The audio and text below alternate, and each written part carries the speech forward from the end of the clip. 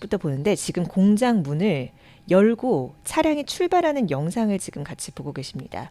어떤 내용이냐면요. 이 지금 텍사스 기가 팩토리거든요. 이 공장에서 지금 보시면 운전석에 사람이 없죠. 그리고 그 로보택시는 원격 조정하는 그 인원이 대기를 했었잖아요. 근데 그 원격 조정 인원도 없이 모델 Y 차량이 움직이고 있는 건데요.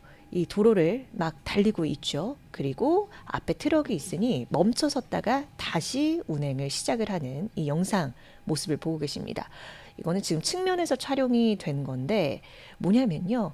신차예요. 근데 고객이 이제 주문을 했고 보통은 그냥 배송이 되죠.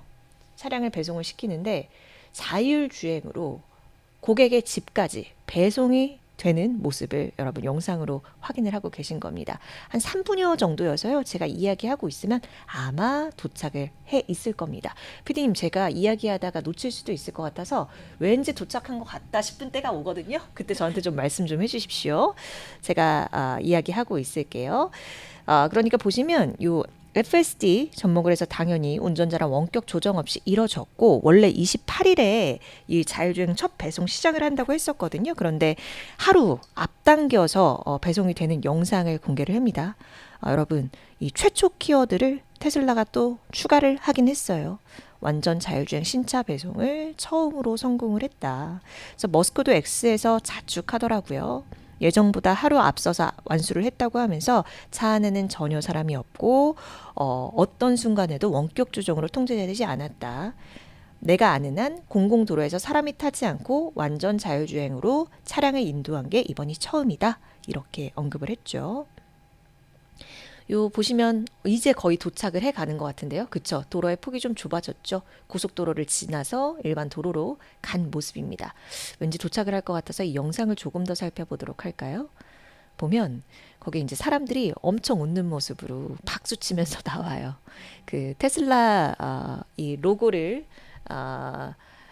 로고가 그려진 검은색 티셔츠를 입은 관계자가 나오고요. 고객이랑 같이 웃으면서 박수치면서 나옵니다. 그래서 그 고객이 차량에 타는 이 완전 자율주행으로 배송된 차량에 타는 모습까지 여러분 지금 영상으로 확인하실 것 같은데 속도가 확연히 늦춰졌죠? 자, 도착을 합니다.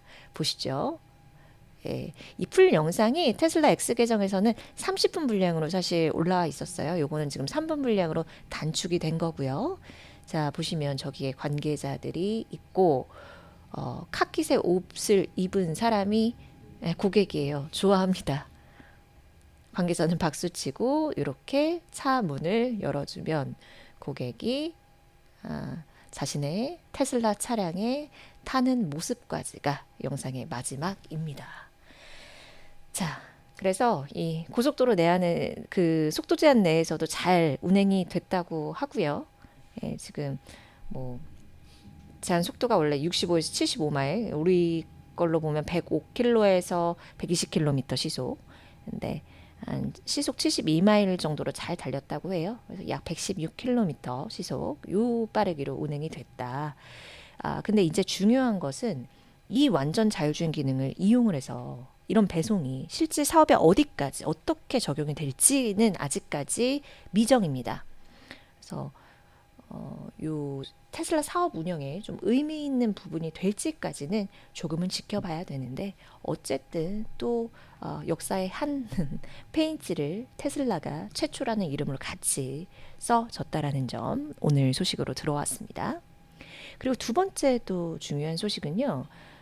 또 X의 어떤 영상을 하나 공개를 했는데요.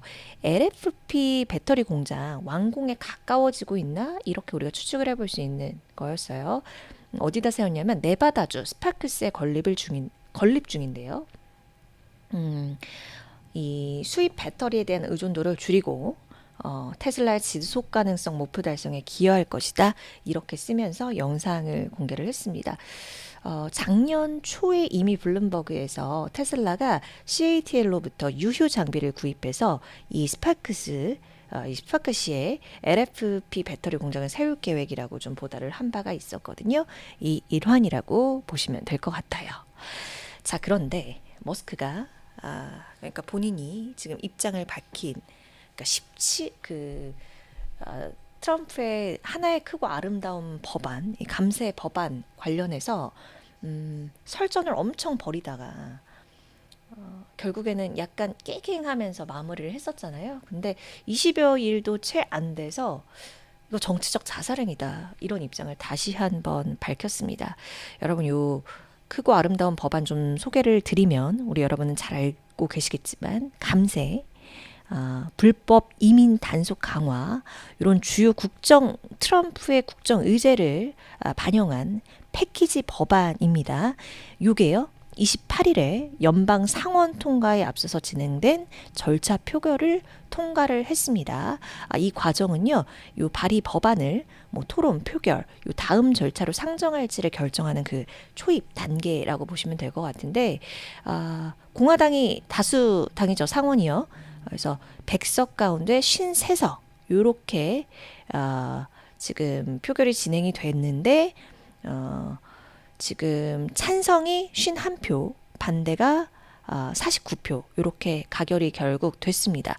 그러니까 53석을 공화당이 차지를 하고 있으니까 2명 정도가 반대표에 가세를 한 것이죠.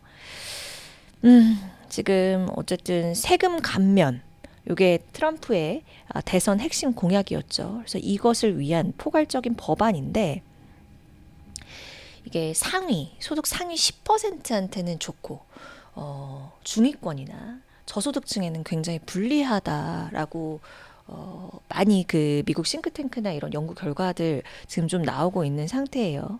지금 팁소득, 초과근무수당 면세, 신생아를 위한 예금 계좌 제공, 이런 게 포함이 돼 있고요.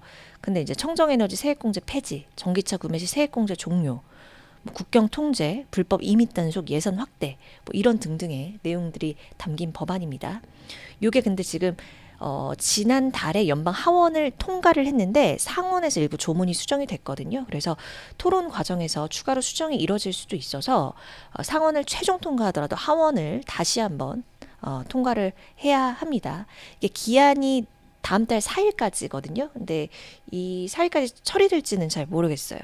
왜냐하면 반발의 목소리가 굉장히 많이 나오고 있고, 아마 시점적으로도 굉장히 좀 앞당겨져 있는 상태이기 때문에 좀 봐야 될 것 같은데, 문제는 이거 지금 제가 테슬라 섹션에서 말씀을 드리는 거는, 비판을 하다가 트럼프 때문에 깨갱했다가 다시 20여일도 채 되지 않아서 X에서 머스크가 이렇게 이야기를 한 것입니다. 이 감세 법안을 두고 미국에서 수백만 개의 일자리를 파괴를 하고 우리나라에, 그러니까 미국에 막대한 전략적 피해를 초래할 것이다. 완전히 미친 짓이고 파괴적이라고 하면서 정치적인 자살행위가 아니냐 이러면서 재차 비판을 했죠. 네, 요거 제가 앞서 이제 국내 포인트에서도 살펴드렸듯이 트럼프 자체가 리스크고, 트럼프 자체가 증시 변동성에 워낙 변동성을 키우는 이야기들을 서슴지 않고 있고, 이 감세 법안 관련해서 또 증시 변동성이 어떻게 전개가 될지 여러분도 한번 체크를 해 보셔야 될 것 같습니다. 알파벳입니다. 예. 구글이요, 요 자체 직접 설계한 칩을 오픈 AI에 공급하고 있다는 소식이 외신 통해서 전해졌습니다. 오픈 AI가 최근 이 구글이 설계한 칩, 텐서 처리 장치, 이 TPU를 대여해서 챗 GPT 요 구동에 사용하기 시작했다는 소식이 로이터 통신 통해서 전해졌습니다. 근데 오픈 AI는 여러분 아시다시피 엔비디아의 최대 고객 중 하나죠. 그래서 오픈 AI가 엔비디아 칩 외에 다른 칩을 쓰는 건 이번이 처음입니다.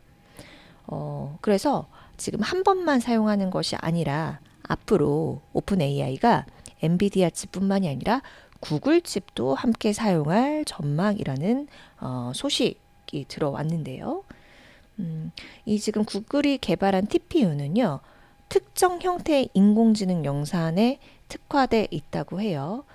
그러니까 엔비디아의 GPU가 다양한 병렬 연산을 수행할 수 있도록 설계된 범용 제품에 가까운 것과는 좀 비교가 되는 그런 부분이죠.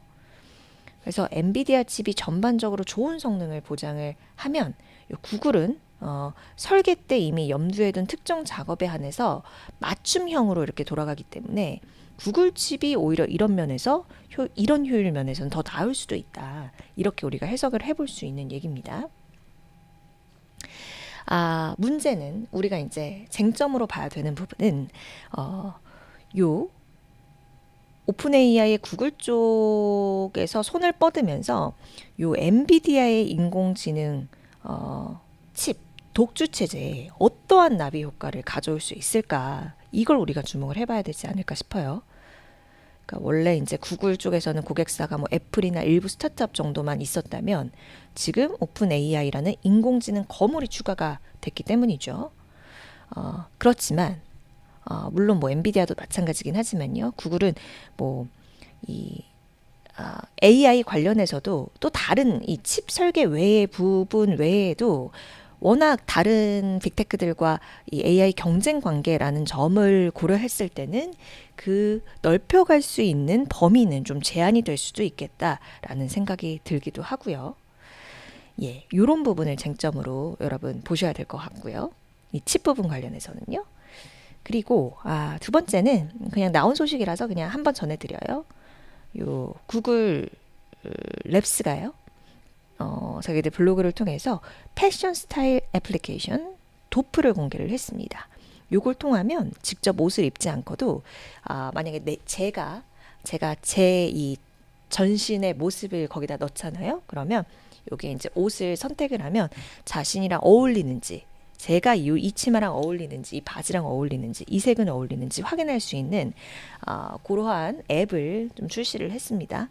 그래서 이미지뿐만이 아니라 생성 영상으로 변환을 하면 실제 착용했을 때의 모습을 더 좀 자세히 확인할 수 있는 그러한 영상 변환 기능도 같이 넣었다는 내용도 전해졌습니다.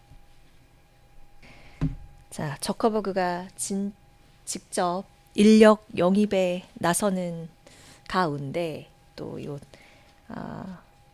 자금을 어떻게 사용을 할지 볼 수 있는 내용이 좀 나왔어요. 요 미국 내 AI 데이터 센터 구축을 위해서요. 메타가 총 290억 달러, 우리 돈으로 39조 5천억 원 상당 조달을 추진하고 있다는 소식이 파이낸셜 타임즈 통해서 좀 들어왔습니다. 그래서 아폴로 글로벌 매니지먼트, 뭐 칼라일, 핌코 이런 사모펀드 운용사들이랑 자본 조달을 위한 논의를 진행 중이라고 하고요. 그래서 메타가 30억 달러 규모 지분 투자하고 260억 달러 대출 방식 이런 식으로 자본 조달을 추진 중이고 요 대출 구조 설계를 놓고 협상을 벌이고 있다고 합니다.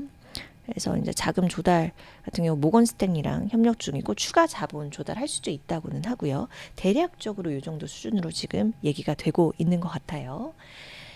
이런 가운데 최근에 오픈 AI 연구원 3명 영입을 했다라고 말씀을 드렸었잖아요. 그 스위스 추리 연구소 오픈 AI 연구소 설립하는데 굉장히 몰두했던 거의 주도를 했던 그 연구원들 3명이었었는데 그 사람들을 빼내왔고 근데 또 추가적으로 4명 이렇게 되면 7명이 되는 건가요? 그래서 추가 채용을 했다.